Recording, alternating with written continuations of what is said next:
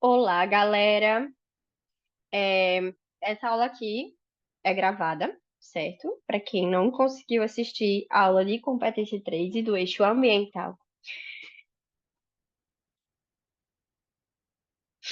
Vamos iniciar a aula de hoje.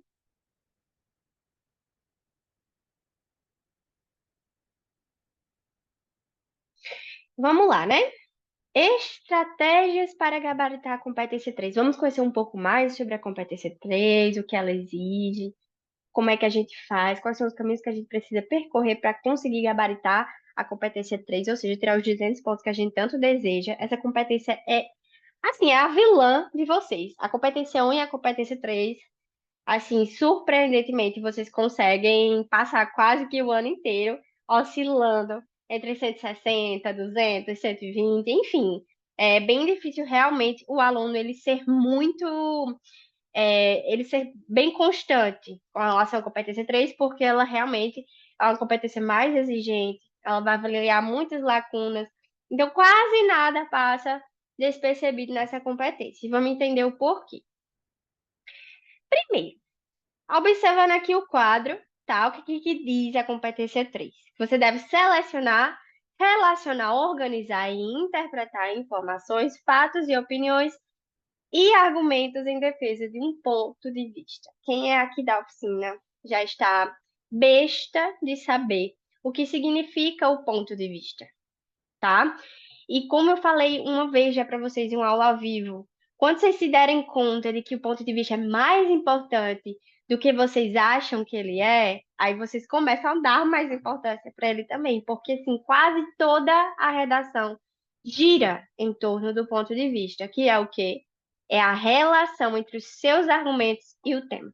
É como aquele argumento que você escolheu se relaciona com aquele tema. Se você escolheu uma causa, né? Se seus argumentos foram duas causas, como aquela causa gera aquele problema e a relação, esse estreitamento entre as duas coisas, certo? Então, a competência 3 é tudo isso que eu já citei é, em volta desse ponto de vista, e sim, a competência 3 é a rainha da argumentação.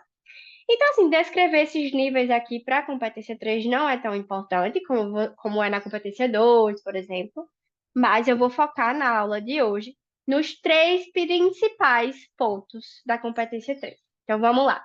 Para que você domine a competência 3, três pontos devem ser analisados e estudados com muita atenção. Que é o projeto de texto, o desenvolvimento das ideias e a autoria, certo?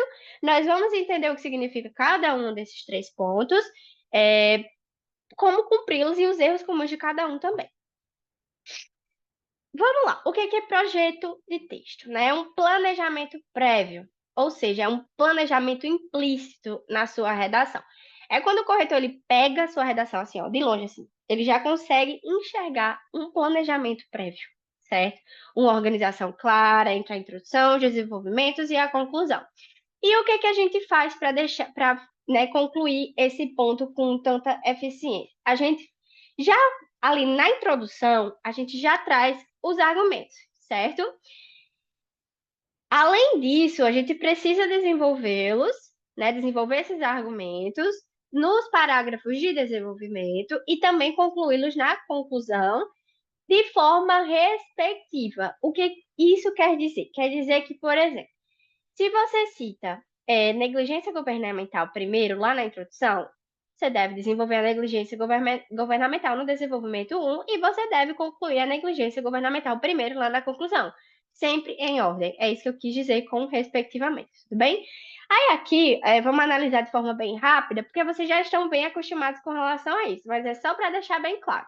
Por exemplo, aqui nessa redação de desafios para a valorização de comunidades e povos tradicionais no país, onde é que a gente já acha os argumentos de cara? Lá no final da introdução. Então, vejam bem, ó, como é que a gente faz para concluir esse projeto de texto.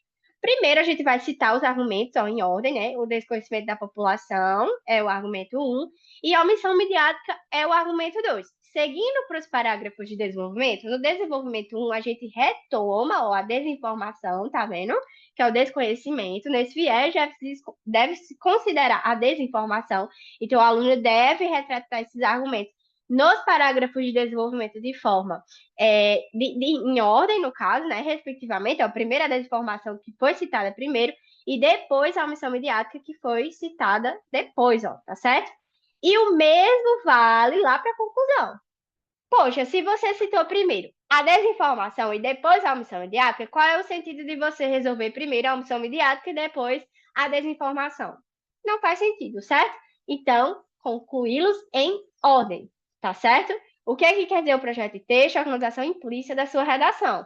É você expor seus argumentos, desenvolvê-los e concluí-los em ordem, tá? Sempre os mesmos argumentos que vocês iniciaram desde a introdução. Tudo bem? E o que seria o desenvolvimento? O desenvolvimento diz respeito à capacidade do aluno, ele de relacionar, né, de mostrar ali os fatos que envolvem o ponto de vista dele. Você vê que o desenvolvimento é justamente como o próprio nome já diz, é o desenvolvimento das suas ideias baseando-se no seu projeto de texto.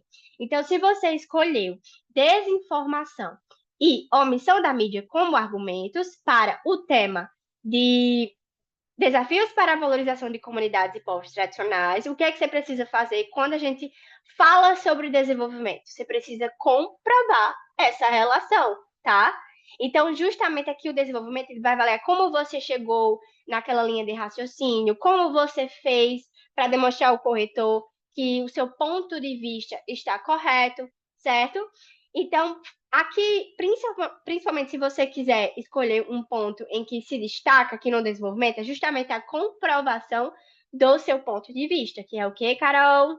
De novo, é a relação entre os seus argumentos e o tema, ou seja, entre a causa que você escolheu, neste caso do aluno que a gente já viu aqui, ó, seria desinformação e omissão midiática, e a relação dessas duas causas com a desvalorização de comunidades e povos tradicionais. É nisso que se baseia principalmente o desenvolvimento, tá certo?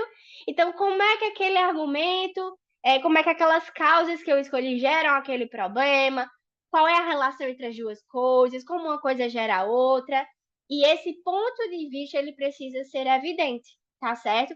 Um erro muito comum aqui, dois erros comuns, na verdade.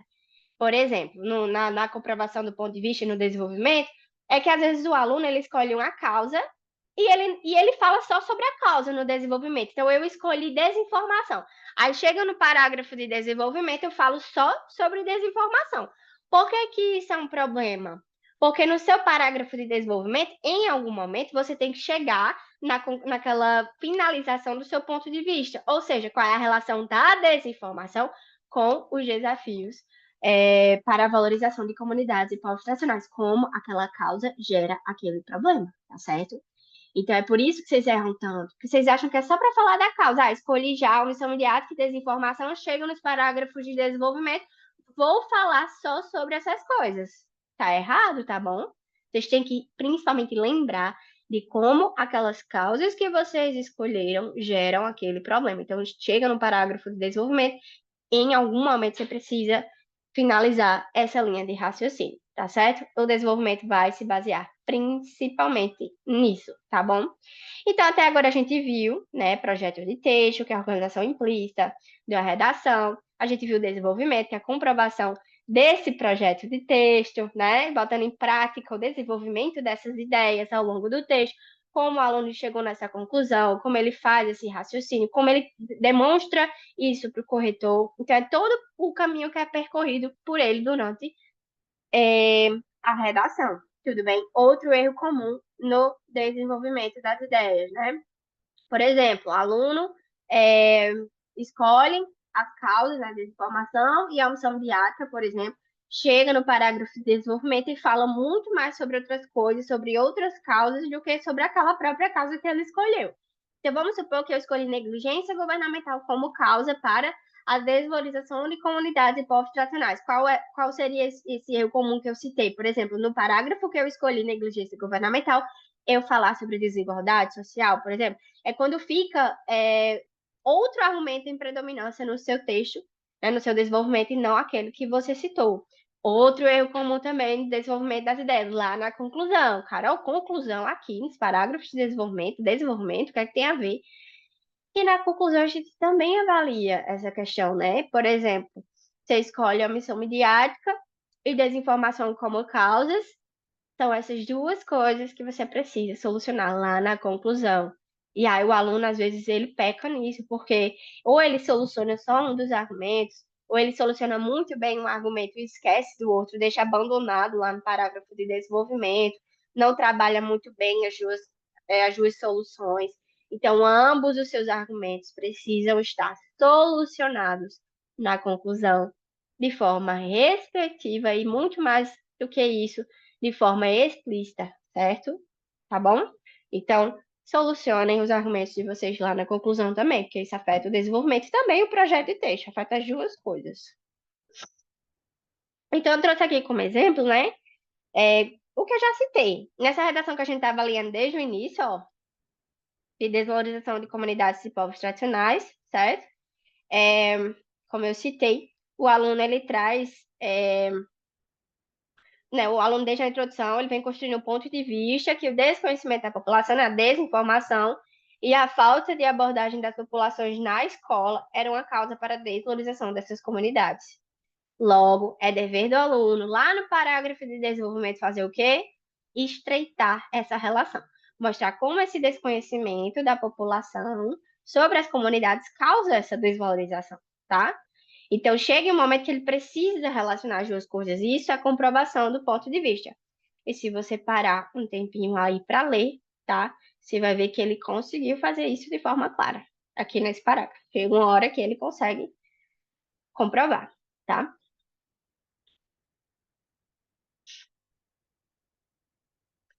Vamos agora para o terceiro e último ponto, autoria.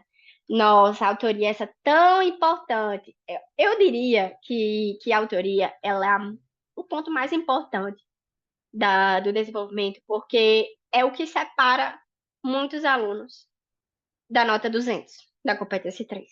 Porque é tão sutil, às vezes, sabe? Tão sutil. Às vezes o aluno ele passa despercebido aquele erro.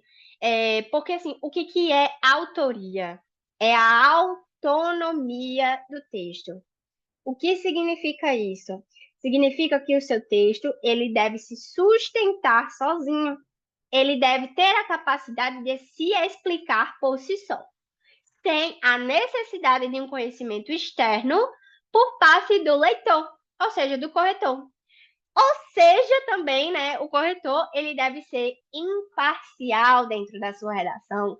Não é para ele retirar conhecimentos externos e tentar ficar tentando interpretar o que está escrito ali na sua redação. Por quê? Porque a sua redação ela deve ter autonomia, ela deve se sustentar e se explicar por si só. Então, por exemplo, se o corretor está lendo sua redação, em determinado momento ele fica se perguntando como assim, por quê? Ou fica tentando interpretar o que está ali, significa que você já está com uma falha na autoria. Afinal, toda a linha de raciocínio, tudo que está escrito, tudo que está explicado, justamente já deve estar interpretado, já deve estar explicado, né? O aluno deve escolher as melhores informações, os melhores mecanismos linguísticos para explicar o que ele está querendo dizer. Então, assim, às vezes o que é que eu vejo mais de erro em vocês com relação à autoria, né? Lacunas argumentativas, por exemplo, que eu trouxe como primeiro exemplo, né, aqui, que são informações subtendidas, informações que ficam implícitas. Aí eu tô lá com vocês na correção, eu faço, como assim, né? Como é que você chegou nessa conclusão? Aí o aluno vai e me explica. Aí eu faço, por que que você não botou isso no papel então? Aí ele diz, eu achava que tava, né? Ou então, na minha cabeça isso faz sentido, Carol, mas tirem da cabeça de vocês. Não é porque tá fazendo sentido para vocês, na cabeça de vocês, que, que o corretor vai entender, não. Porque lembrem que ele é imparcial, entendeu? Ele não tem que ficar resgatando conhecimentos externos dele para compreender o que está escrito ali, não, tá? Então, deixem bem claro a linha de raciocínio construída por vocês, como os fatos se desencadeiam, como uma coisa gera outra, tá? Porque quando você deixa lacuna, que são informações implícitas e subtendidas, você deixa a critério de quem está lendo, né? Interpretar o que está ali. E quando você deixa a critério de quem está lendo interpretar, você já está falhando na autoria, porque a sua redação ela deve ter a capacidade de se explicar por si só. Ok? Então, sempre explicar, relacionar, exemplificar e detalhar as informações, seguindo uma linha de raciocínio clara e objetiva. O que significa isso? Significa que quanto mais você explicar, quanto mais você relacionar, quanto mais você exemplificar e detalhar os fatos, né, da sua redação, melhor. O corretor ama isso, tá? Mas desde que também seja de uma forma objetiva. Claro, você não vai ficar dando voltas e botando coisas de nada a ver, não. Deve ser sucinto, né? Mas, obviamente, que faça sentido. Então, quais são os outros erros de autoria? Generalizações, certo? A gente vai falar sobre cada uma dessas coisas aqui já já, tudo bem? E não se contradizer também, ambiguidade, não repetir demais as mesmas informações, argumentação cíclica. Vamos exemplificar cada uma dessas coisas. Vamos começar por lacunas argumentativas, certo? Como eu já falei, lacunas é justamente o que mais diferencia as redações nível 4 para nível 5 na competência 3, tá? 160, 200 pontos. E o que é a lacuna? É uma falha na relação como é demonstrado os fatos dentro da sua redação. Existem desinformações implícitas e subentendidas para quem está lendo, deixando a critério de quem está lendo a interpretação daqueles fatos. Sendo que, na verdade, sua redação deveria se sustentar sozinha, né? Se explicar sozinha. Então, eu trouxe um exemplo com lacunas para a gente avaliar, certo? Eu deixei em negrito aqui já para a gente entender quais são os 3 momentos que tem lacuna nesse desenvolvimento. Ó, a partir disso, cabe pautar a pressão social que os jovens sofrem, ocasionada pelas situações apresentadas no cotidiano. Se fosse um corretor da Enem, sabe qual seria o comentário que ele faria aqui? Qual seria a reação dele lendo? Ó, que situações? A aluna está vendo que tem situações apresentadas no cotidiano, mas quais? Você percebe que exemplificar quais situações são essas daria mais credibilidade para a tua argumentação e faria o corretor entender ainda melhor? Porque ele está lendo isso aqui, né? Aí fica a critério dele interpretar quais situações são essas. Estão entendendo? Tá? Vamos continuar. Sob esse viés, é dever do Estado proporcionar meios para auxiliar esses indivíduos a procurar ajuda especializada, levando em consideração que essa juventude ainda se encontra incapaz de tomar essa decisão, né? Essa decisão de procurar ajuda. Primeiro, que meios o Estado deveria proporcionar? Outra lacuna. Quais tipos de meios? Ah, o aluno só joga. O Estado, é dever do Estado proporcionar meios, tá? Quais? Certo? E, ó, esse aqui, esse terceiro exemplo, nossa, vocês erram muito isso. Porque, como eu falei, é muito sutil, né? Vocês nem prestam atenção. Levando em consideração que essa juventude ainda se encontra incapaz de tomar essa decisão, de procurar ajuda, né? Por quê? Sabe, tipo, você joga essa informação, aí o corretor ele lê, juventude ainda se encontra incapaz de tomar essa decisão. Aí ele fica assim, por quê? Ah, porque a juventude, ela, não sei, é imatura? Você vê que para poder compreender essa informação que está escrita aqui, ele teria que resgatar conhecimentos externos dele? Ou tentar interpretar? Por que que a juventude ainda se encontra incapaz de tomar essa decisão? Tem alguma coisa corroborando para que isso ocorra?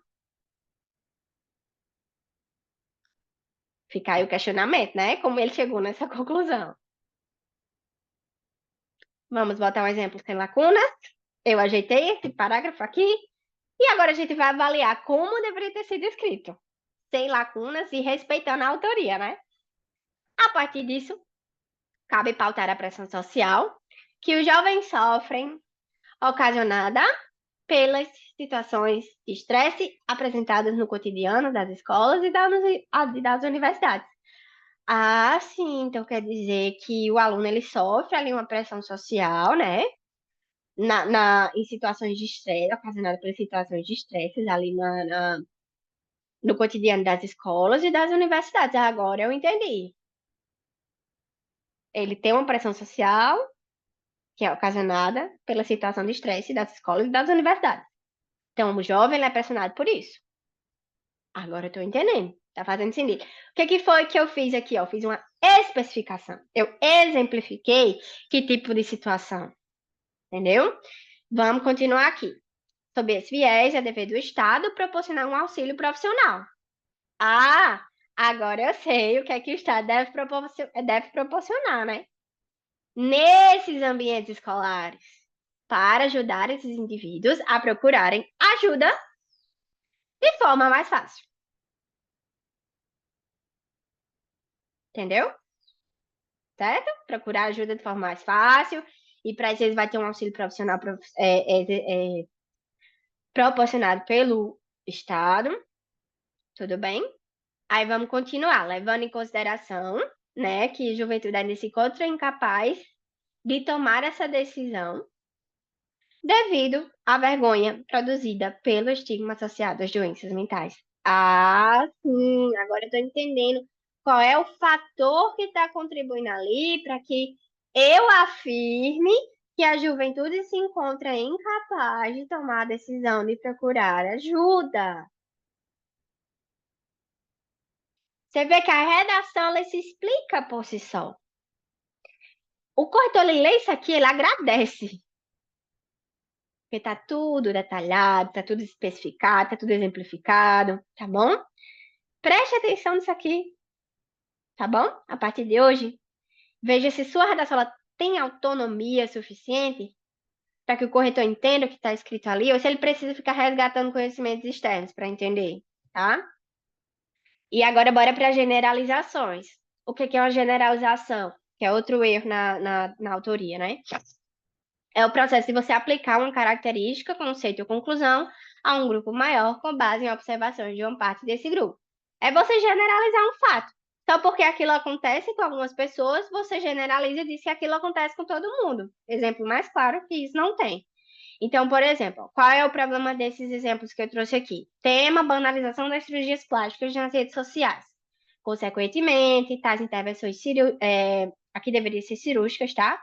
Levam a óbito os indivíduos que as recorrem sem considerar os riscos da frequência desses procedimentos estéticos. Qual será que é o erro disso aqui, né? Vamos pensar? Tais intervenções cirúrgicas levam a óbito. É sempre que a intervenção cirúrgica faz a pessoa morrer? Não, né? Alguns casos. Não é nem na maioria das vezes, é assim, bem raro acontecer, né? Mas acontece. Aí você vai dizer que é todos? Presta atenção. Tema: desafios para o enfrentamento da invisibilidade do trabalho de cuidado realizado pela mulher no Brasil. Entretanto, nota-se que tal prerrogativa não tem se reverberado na prática, visto que ainda há uma invisibilidade do trabalho de cuidado realizado pela mulher no Brasil, o qual não apresenta retorno financeiro. É todo o trabalho de cuidado que não apresenta retorno financeiro? São todos. Não, tá? Então, o que é que a gente tem que ver aqui, certo? São todos os procedimentos estéticos que levam a óbito? São todos os trabalhos de cuidado que são mal remunerados? Não. Então, qual é a dica? Adote termos moderadores sempre que vocês puderem. Quais são esses termos moderadores? Alguns exemplos, tá? Tem vários. Muitas vezes, ou na maioria das vezes, algumas vezes, pode, uma parte, uma parcela, algumas, grande parte, a maioria, e tem outros também, tá? Aí, ó, vamos ajeitar essas duas afirmações adotando termos moderadores, né? Consequentemente, tais intervenções cirúrgicas levam a óbito a maior parte dos indivíduos que as recorrem sem considerar os riscos. Só um minutinho aqui, que eu não estou conseguindo. Sem considerar os riscos da frequência desses procedimentos estéticos. Então, assim, a gente sabe também que não é a maior parte, mas só o fato de você ter usado, né, já fragmenta, né, já deixa de generalizar, tudo bem? Aqui nesse segundo exemplo. Entretanto, Nota-se que tal prerrogativa não tem se reverberado na prática, visto que ainda há uma invisibilidade do trabalho de cuidado realizado pela mulher no Brasil, o qual muitas vezes, com certeza, muitas vezes, não apresenta retorno financeiro, tá? Então a gente pegou essas duas informações. Opa, peraí que travou aqui. Um pouquinho. Tá, voltou. Então a gente pegou essas. Não, não voltou, não. Agora foi. Então a gente pegou essas duas, ó, duas afirmações que estavam generalizadas e a gente simplesmente adotou termos moderadores, ó, tá? Então lembrem, não generalizem. Cuidado, vocês vão perder ponto na C3, né? Competência 3 se fizer generalizações. Trouxe outros exemplos de novo, com outros moderadores, consequentemente, tais intervenções cirúrgicas podem levar a óbito, que eu acho que ele seria melhor, né? Botar esse podem aqui. E aqui, na maioria das vezes, ó, o trabalho de cuidado não é remunerado, bem parecido com o outro, né? Muitas vezes, na maioria das vezes. E aí, bora lá. A ambiguidade ou a contradição, elas são mais fáceis de serem explicadas. E assim, eu não tenho como trazer exemplos claros, porque eu não achei, tá? Eu não achei. Eu gosto de trazer exemplos reais de como vocês erraram isso. Tipo assim, eu pego redações de vocês, inclusive todos os exemplos que eu trouxe até agora foram de vocês, certo? De vocês ao longo do ano. E aí eu não achei, ou não lembrei onde eu poderia achar, mas eu vou explicar o que seria ambiguidade e contradição. Trata-se de você se contradizer ao longo da redação ou trazer informações muito confusas, né? Que irão prejudicar o entendimento acerca da sua posição na redação. Então, por exemplo, né? Às vezes, o que eu vejo vocês errando é a utilização incorreta dos conectivos. Muitos de vocês, logo no início, né? Não sabem muito bem o significado dos conectivos. Aí, aqueles conectivos, entretanto, porém, todavia, no entanto, são conectivos de contraste. Você só deve utilizar eles em situações de contraste. E aí, vocês, às vezes, usam do nada, sabe? Às vezes, vocês estão escrevendo, às vezes, vocês estão até finalizando o raciocínio, vocês estão na mesma linha de raciocínio e colocam lá o entretanto. Né? Você vê que esses tipos de conectivo, eles dão uma entonação de contradição. Eles são utilizados apenas para se contradizer. Então, no momento que você usa eles de forma equivocada, você não perde ponto só na competência 4 por inadequação cohesiva. Você também perde ponto por contradição ou ambiguidade. Entenderam? Porque fica uma coisa contraditória, como se vocês estivessem se contradizendo, sendo que não era o caso ali, tá? Ó, como eu coloquei aqui, evite usar conectivo de forma inadequada, certo? E seja consistente com relação ao seu posicionamento. Poxa, por exemplo, você vai denunciar lá o Estado, né? Vai dizer que há uma negligência governamental. Por exemplo, a causa é negligência governamental. Aí vai, chega no parágrafo de desenvolvimento e começa a falar bem do Estado. O corretor está entendendo, tem uma entonação positiva ali. Qual é o sentido disso, né? Então, quando eu quero falar ambiguidade e contradição, é exatamente isso. É chegar em algum momento da redação que vocês se contradizem, né? Tudo bem? E a argumentação cíclica trata-se da repetição de uma mesma informação em ambos os desenvolvimentos. Então, assim, não é sobre retomar uma informação que você já citou, não é só sobre retomar. Porque retomar pode, né? Ah, eu posso retomar o argumento 1 lá no fechamento do desenvolvimento 2 e falar que ele, junto com aquele argumento 2 que eu estou citando lá, são responsáveis ou geram alguma coisa? Pode. O que é que você não pode fazer? Falar demais, demais, exagerado, de coisas que você já tenha citado anteriormente. Então, lembre que os desenvolvimentos, eles são independentes entre si. Não é para você ficar resgatando demais. Se você ficar resgatando demais, repetindo demais as mesmas coisas do desenvolvimento 1, no 2, fica uma argumentação cíclica. Porque lembra que cada um são independentes entre si, você vai comprovar cada ponto de vista diferente, né? Ah, no desenvolvimento 1, eu vou explicar como o argumento 1 gera o problema, né? O tema. No 2, eu vou mostrar do argumento 2 e como ele gera o problema. Aí faz sentido você ficar repetindo demais as mesmas informações? Ou usar argumentos muito parecidos e ficar repetindo constantemente as mesmas coisas? Não faz sentido, né? Então, não é interessante que as informações fiquem repetidas, já que você trabalha com argumentos diferentes em cada parágrafo. Tudo bem? Então é isso. Espero que tenham gostado da aula de competência 3. Deem uma revisada, o material está disponível lá no grupo, para caso vocês queiram estudar, né, acompanhar a aula com o material. E é isso, meus amores. Beijão e boa reta final para vocês, tá? Qualquer dúvida sobre a aula, só me chama lá no WhatsApp, tá?